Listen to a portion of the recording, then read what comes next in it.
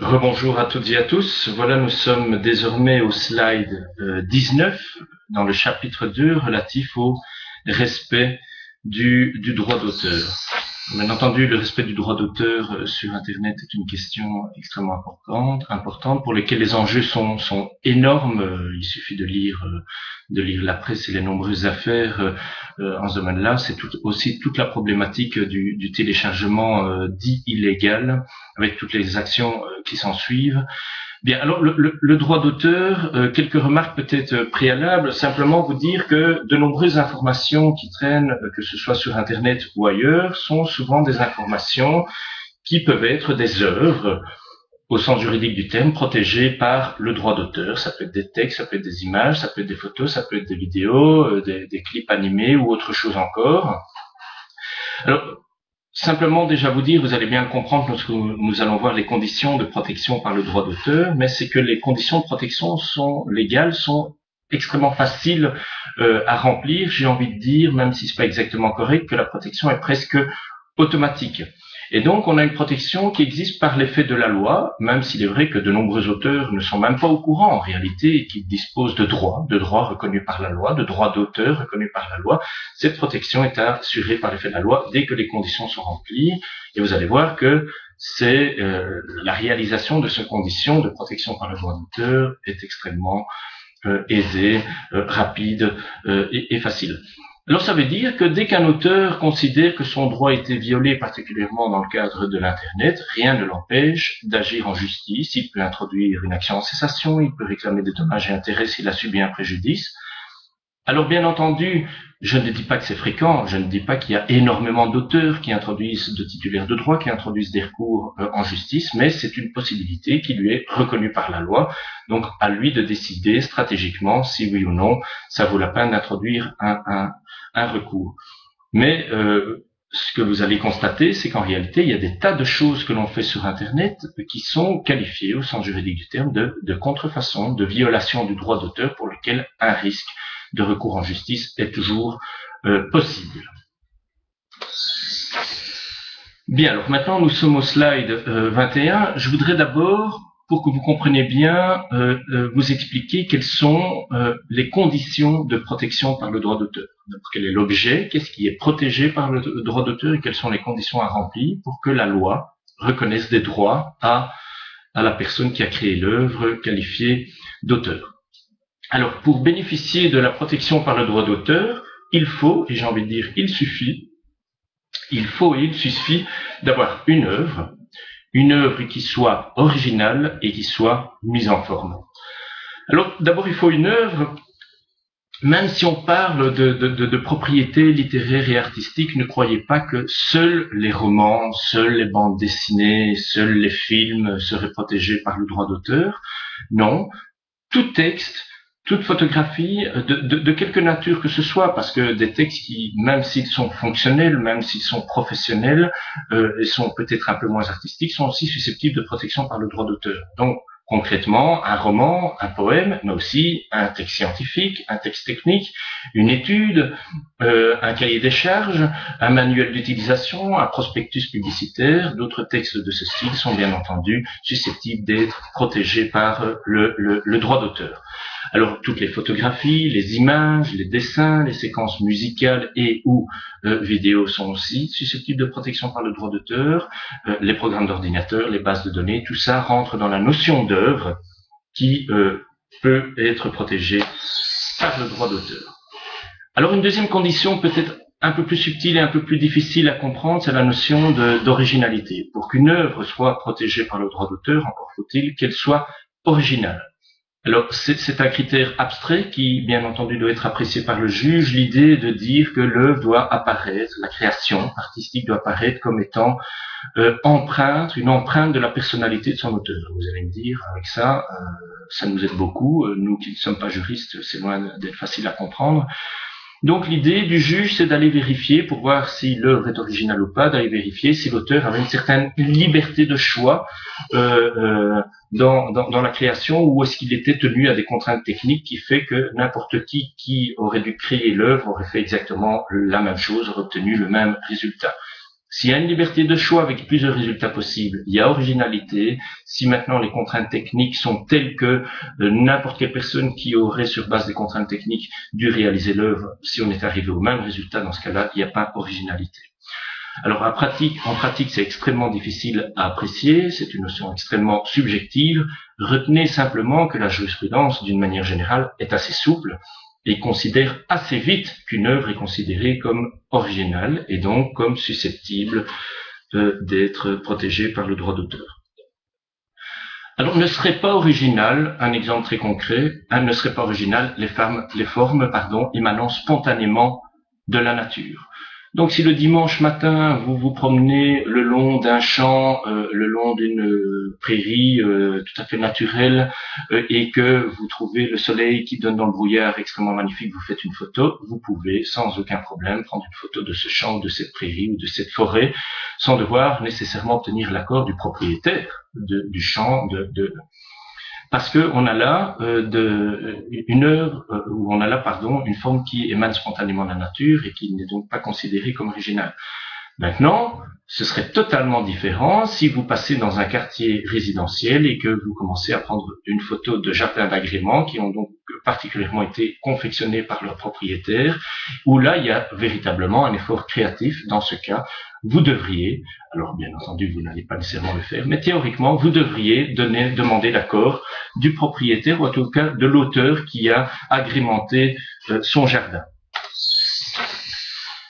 Alors, pour bien préciser la notion d'originalité, il faut bien comprendre que n'entre pas en ligne de compte pour apprécier le caractère original d'une œuvre, son genre, son mérite, la qualité esthétique ou la valeur artistique. Pour le dire autrement, original ne veut pas nécessairement dire beau ou de bon goût. Donc vous pouvez vous retrouver face à une œuvre que vous trouvez extrêmement laide, mais néanmoins, c'est pas pour autant que celle-ci ne sera pas considérée comme originale et donc susceptible de protection par le droit d'auteur. Ne rentre pas non plus en ligne de compte pour l'appréciation du critère d'originalité la longueur du texte. Un texte extrêmement court, peut-être, est susceptible d'être protégé par le droit d'auteur. Je pense particulièrement aux titres de romans, aux titres d'articles de journaux, qui là peuvent être là aussi protégés par le droit d'auteur, ou simplement slogans publicitaires. Un slogan très connu, parce que je le vaux bien, est très clairement protégé là aussi par le droit d'auteur, ou en tout cas est susceptible d'être protégé par le droit d'auteur. Ce sera au juge, bien entendu, in fine, de toujours le décider. La destination, ça je vous l'ai dit, ne rentre pas en ligne de compte, donc l'œuvre ne doit pas nécessairement être artistique ou littéraire, elle peut être plus fonctionnelle, ça fait des manuels d'utilisation, des articles de presse, des contributions doctrinales, des cartes géographiques, des prospectus publicitaires. Et puis enfin, ne rentre pas en ligne de compte la contrariété à l'ordre public ou aux bonnes mœurs. Pour ne pas le dire autrement, un film pornographique est susceptible d'être considéré par le juge comme original et donc susceptible de protection par le droit d'auteur. Et là, je laisse le soin au juge de faire cette appréciation, certes probablement assez amusante. Dernière condition pour pouvoir bénéficier de la protection par le droit d'auteur, c'est qu'il doit y avoir mise en forme. Et en réalité, c'est la mise en forme qui doit être originale. Alors, pour le dire autrement, les idées en droit d'auteur sont de libre parcours. Ça veut dire quoi? Ça veut dire que les idées non exprimées, non mises en forme dans le cadre d'un texte, dans le cadre d'une création formalisée, ces idées peuvent être reprises. Donc le droit d'auteur ne protège pas les idées, mais le droit d'auteur protège ces idées, l'expression de des idées dans une forme originale. Alors pour bien vous faire comprendre, prenons le cas de cet artiste Christo qui a la bonne idée d'emballer des ouvrages publics tels que le Pont Neuf ici à Paris. Alors Christo a effectivement fait emballer ce Pont Neuf à Paris, on a fait des cartes postales et bien entendu exploité tous les produits dérivés qui découlent de cette création, à savoir l'emballage en drap du Pont Neuf à Paris.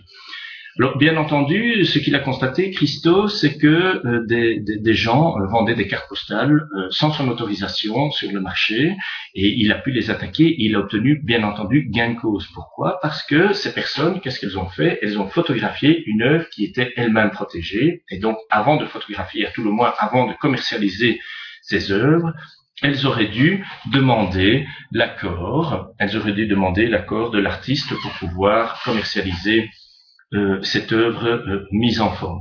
Par contre, un autre cas de figure, c'est une agence publicitaire qui, dans le cadre d'une campagne publicitaire pour une entreprise, a repris simplement l'idée d'emballer des objets et avait emballé l'ensemble des arbres sur les Champs-Élysées à Paris.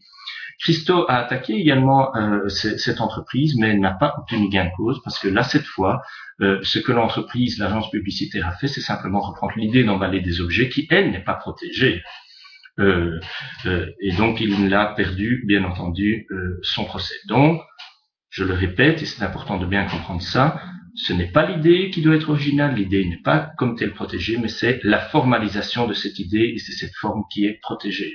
Donc vous l'avez bien compris, le droit d'auteur a pour but de protéger l'effort créatif, et c'est cet effort véritablement qui est protégé. On veut en quelque sorte protéger l'investissement créatif des auteurs pour faire en sorte qu'ils ne puissent pas être copiés comme ça sans vergogne par n'importe qui.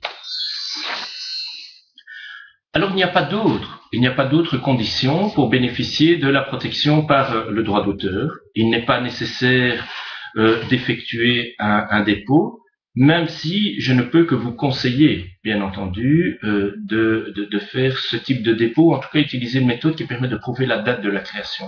Parce que si un jour vous vous retrouvez en procès, la question est de savoir qui a copié l'autre. Et donc, pour savoir qui a copié l'autre, ça suppose que vous puissiez faire la preuve que vous êtes bien l'auteur à une date donnée de l'œuvre en question. Alors, un moyen de le faire, c'est simplement, dès que vous avez créé votre œuvre, vous la déposez chez un notaire. Vous pouvez éventuellement utiliser aussi l'enveloppe e-dépôt, notamment du bureau Benelux des dessins et modèles. Si vous allez sur Internet, vous allez trouver toutes les informations.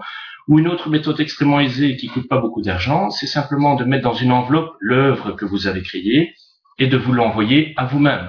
Bien entendu, lorsque vous recevez la lettre recommandée, n'ouvrez pas l'enveloppe. L'idée est en cas de litige, si un litige il y a un jour, d'arriver devant le juge, d'ouvrir l'enveloppe devant ce juge, de sortir et de montrer que vous êtes bien le créateur de l'œuvre, puisqu'elle se trouvera dans l'enveloppe, et le cachet de la poste fera foi et vous permettra de prouver en tout cas qu'à cette date, vous étiez le titulaire de l'œuvre. Il n'est pas non plus nécessaire de faire une demande ou un enregistrement comme c'est le cas par exemple pour le droit des marques ou pour le droit des brevets, et il n'est pas non plus nécessaire d'inscrire la mention copyright avec le nom de l'auteur, voire même la date de l'auteur. Mais là encore une fois, je ne peux que vous conseiller de le faire. Pourquoi? Parce que si cette mention se trouve sur les œuvres que vous diffusez, ça créera une présomption de titularité du droit d'auteur. Donc, vous êtes présumé être l'auteur de l'œuvre. Ça va vous aider, en cas de procès, bien entendu, de pouvoir prouver votre bon droit. Bien, alors, maintenant que nous avons vu les conditions de protection par le droit d'auteur, la question qui se pose, c'est de savoir, oui, mais quels sont les droits? Quels sont les droits qui sont reconnus à l'auteur? Alors, en tant qu'auteur de l'œuvre, la réglementation vous offre essentiellement deux grands types de droits.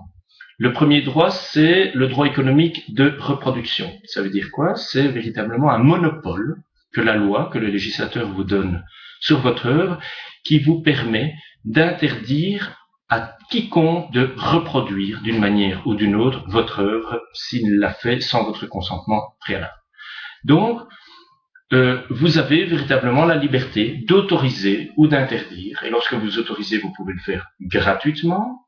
C'est par exemple le cas des logiciels libres, où vous pouvez le faire d'une manière onéreuse, et à vous à négocier évidemment le prix dans le cadre de cette reproduction, mais vous pouvez véritablement gérer l'exploitation qui est faite de votre œuvre.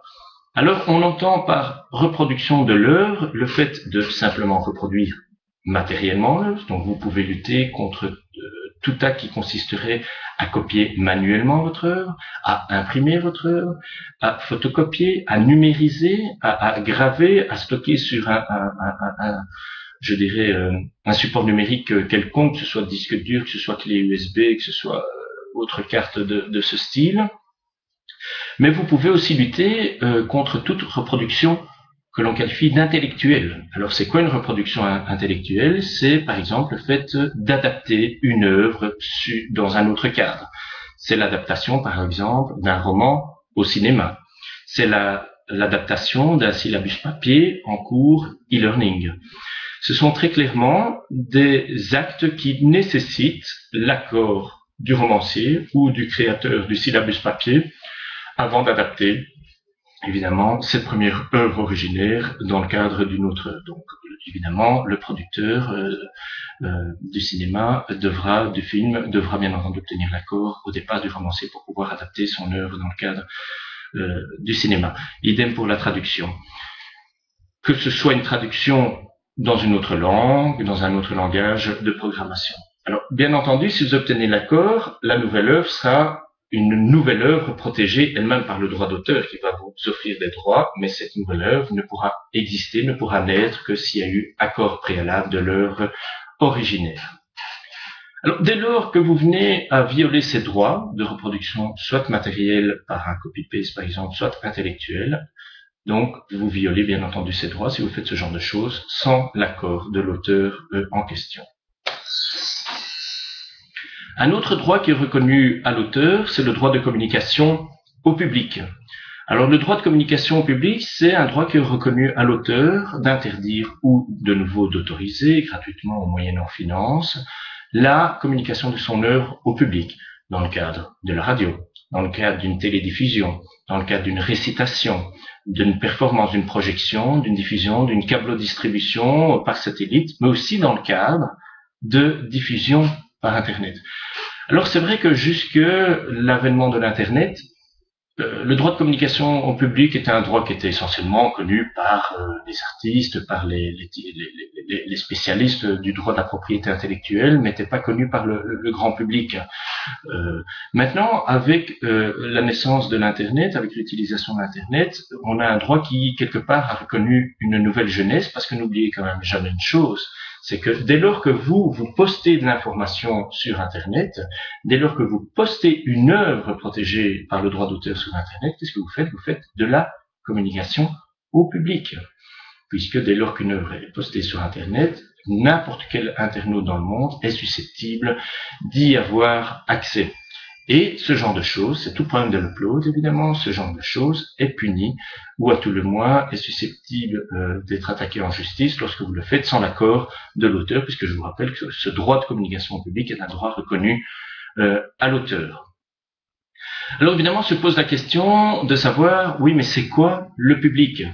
La jurisprudence a tendance à considérer que la notion de public, on arrive dans le public dès lors qu'on dépasse le cercle de famille. Si vous diffusez une œuvre qui va au-delà du cercle de famille, vous prenez un risque puisque vous êtes censé faire de la communication au public. Alors, c'est quoi le cercle de famille?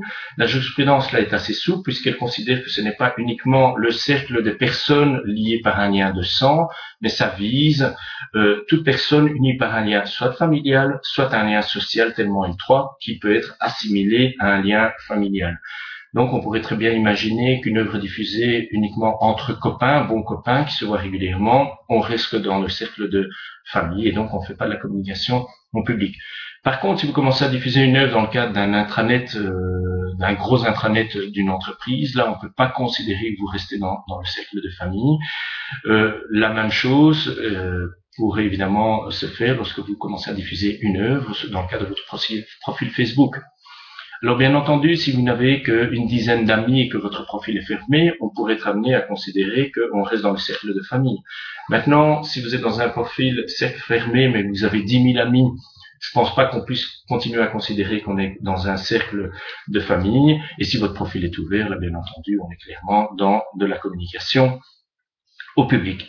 Alors là, encore une fois, lorsque vous faites de l'upload, soyez quand même vigilant parce que vous faites si vous faites de l'upload d'une œuvre protégée par le droit d'auteur, vous violez le droit d'auteur si vous n'avez pas obtenu le consentement préalable de cet auteur et cet auteur à tout moment peut vous attaquer. Alors sachez simplement que tous les procès qui ont eu lieu sont des procès dont la base juridique repose plus sur la violation du droit de communication au public, donc sur l'upload plutôt que sur le download. Pourquoi? Parce que dans certains pays, parfois le download peut être couvert par l'exception pour copie privée. Ça va dépendre d'un pays à l'autre. Je ne vais pas rentrer dans les détails. Mais par contre, lorsque vous faites de l'upload, là, soyez vigilants parce que vous risquez, bien entendu, de faire une violation du droit de communication au public. Alors, je voudrais maintenant me focaliser tout simplement pour résumer ce que je viens de dire d'une manière un peu plus théorique. Je voudrais soulever quelques questions pratiques. Alors, nous sommes au slide 28. Est-ce que je peux mettre une photo sur mon site web? Alors, la question est posée. Je ne peux pas vous dire tout de suite, oui, c'est permis. Il ne faut pas demander d'accord d'un auteur. Ou non, c'est pas permis. La première question qu'il faut se poser, c'est de savoir qui a pris la photo. Si c'est vous-même qui avez pris la photo, vous êtes le photographe. Et en tant que photographe, vous êtes l'auteur de la photo. Alors, bien entendu, vous ne devez pas demander l'accord d'un tiers. Par contre, si vous reprenez la photo faite par un tiers, là, le tiers, le photographe tiers, est l'auteur de la photo et bien entendu, a priori, vous devez demander l'accord de cet auteur avant de reprendre cette photo, de la scanner, de faire un copier-coller ou autre. Alors, autre question qu'il est important de se poser, c'est est-ce que, et c'est une question supplémentaire, est-ce que l'objet photographié n'est lui-même pas protégé? Ou éventuellement, si c'est une personne, est-ce qu'elle ne dispose pas d'un droit à l'image? Alors, soit l'objet photographié est protégé, alors dans ce cas-là, en tant que photographe, vous devez demander a priori l'accord de l'auteur pour pouvoir photographier, parce que le fait de prendre la photo est déjà une reproduction matérielle de l'œuvre protégée. Et je pense particulièrement la photo d'une sculpture qui serait protégée par le droit d'auteur, la photo d'une peinture qui serait protégée par le droit d'auteur. Tout ça, évidemment, fait l'objet, nécessite l'accord de l'auteur préalable. Deuxième question qu'il faut se poser, c'est si vous photographiez une personne, est-ce que cette personne ne dispose pas d'un droit à l'image? Alors, le droit à l'image ne va pas porter tellement sur la question de savoir si on peut photographier ou pas, mais va plutôt répondre à la question de savoir, une fois que la photo est faite, est-ce qu'on peut communiquer cette photo au public? Puisque vous devez savoir que toute personne, et c'est un droit de la personnalité, toute personne, tout individu dispose du droit d'interdire toute communication au public de son image. Ce qui veut dire que lorsque vous postez cette photo sur Internet, peu importe où vous la postez, a priori, vous êtes susceptible de demander l'accord de la personne pour poster cette photo sur Internet. Alors, sachez, on pourrait parler longtemps du droit à l'image, mais sachez que ce droit à l'image se réduit considérablement, voire même disparaît pour les personnages publics. Bien entendu, une personne publique, que ce soit un homme politique ou une vedette, ne peut pas s'opposer à la divulgation de son image dès lors que cette photo a été prise dans le cadre de ses fonctions publiques. Maintenant, s'il s'agit de photos prises dans le cadre de vacances privées, alors là, la question revient, et là peut-être que la vedette, le personnage public, pourra faire valoir son droit à l'image. Deuxièmement, pour les individus qui ne sont pas des personnages publics, vous devez quand même savoir aussi que lorsque l'individu est pris dans le cadre d'une foule et qu'elle est complètement isolée au point qu'elle est à peine reconnaissable, là, dans ce cas-là, le droit à l'image disparaît. Vous ne pouvez pas invoquer le droit à l'image pour faire disparaître votre photo où vous seriez pris dans le cadre d'une foule, sur Internet. Alors, toujours dans le cadre de la diffusion des photos sur Internet, je voudrais attirer votre attention sur le fait que lorsqu'on diffuse une photo sur Internet, non seulement on risque de violer le droit à l'image, mais on risque aussi de violer le droit au respect de la vie privée. Et là, je vous renvoie au chapitre sur la vie privée. Mais lorsque vous diffusez une photo sur Internet, qu'est-ce que vous faites? Une photo d'une personne, bien entendu, individualisable, qu'on peut reconnaître, vous faites du traitement de données à caractère personnel. Et donc, dans ce cadre, il faut pouvoir légitimer ce traitement et il y a un risque que vous deviez, et ça revient finalement à la même réflexion relative à la droit à l'image, mais pris sous l'angle cette fois-ci du droit au respect de la vie privée, vous deviez demander l'accord de la personne pour pouvoir diffuser cette photo. Alors, je voudrais attirer votre attention sur un avis de la Commission de protection de la vie privée belge qui date déjà maintenant de quelques années, mais qui a été amené à analyser la problématique de la diffusion des photos sur les sites web des écoles. Il y a quand même énormément d'établissements scolaires qui maintenant ont leur propre site web. Et dans le but d'agrémenter ce site web, ils mettent des photos d'enfants, soit dans le cadre des classes, soit dans le cadre de vacances de classe verte ou de classe de neige ou des choses comme ça. Alors, la Commission de protection de la vie privée a dit, attention, lorsque vous diffusez ces photos des enfants, lorsque vous publiez la photo de ces enfants sur votre site web, vous faites du traitement de données à caractère personnel et je vous rappelle qu'il faut répondre à certaines conditions. Et la Commission a été amenée à considérer que cela supposait qu'on ait le consentement de la personne concernée pour autant qu'elle ait la capacité de discernement. Et donc, la Commission de protection de la vie privée a considéré qu'un enfant qui, entre 12 et 14 ans, commençait à avoir la capacité de discernement et donc capable de donner oui ou non directement son consentement. Si l'enfant est plus jeune, il faut absolument obtenir le consentement des parents.